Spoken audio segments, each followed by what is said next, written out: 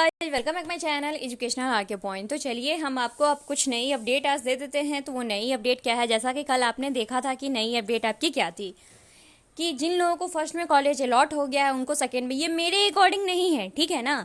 कुछ कुछ पॉइंट पर जैसे कि वहाँ के प्रोफेसर के अकॉर्डिंग है, लेकिन मेरे अकॉर्डिंग होना चाहिए था। देखिए इस बार ऐसा क्यों हुआ, उनका भी कहने का एक मतलब है।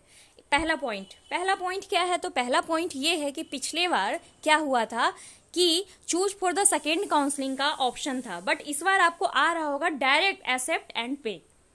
यानी कि इस बार ओनली आपको एक्सेप्ट और पे करना है, नहीं एक्सेप्ट है तो कुछ भी ऐसा डीने का भी ऑप्शन नहीं है, साथ में ये भी नहीं है कि choose for the second counselling, कुछ भी ऐसा नहीं है।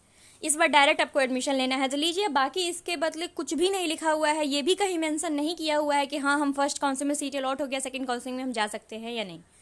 जिन लोगों के लिए वरदान, किन लोगों के लिए मैं आपको बता दूं, तो जिन लोगों का फर्स्ट काउंसलिंग में कॉलेज अलॉट नहीं हुआ है तो सेकेंड फर्स्ट काउंसलिंग वाले अगर कॉलेज छोड़ देते हैं तो वहीं पे जाकर वही सीटें जो खाली बचेंगे उसमें आपका कॉलेज अलॉट होगा। दूसरी बात कि हम आपको ये भी बता दें कि आपको 3,000 पे करने से पहले एक बात ये भी जान लीजिए, जैसा कि बहुत सारी कॉलेजों की फीस अलग अलग है।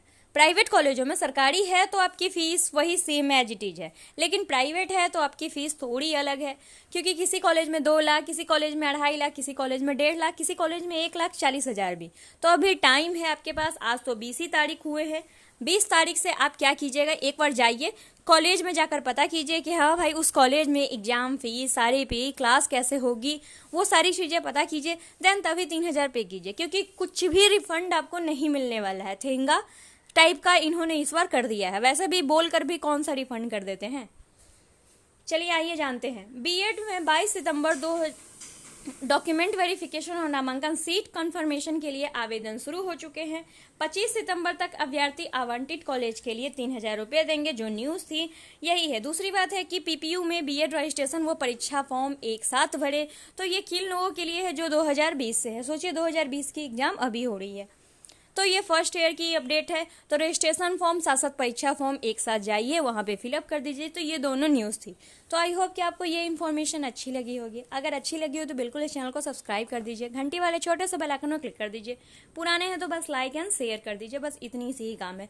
अगर आपको कुछ भी कन्फ्यूजन है तो नीचे कमेंट कर सकते हैं, वहाँ से आपको रिप्लाई मिल जाएगा।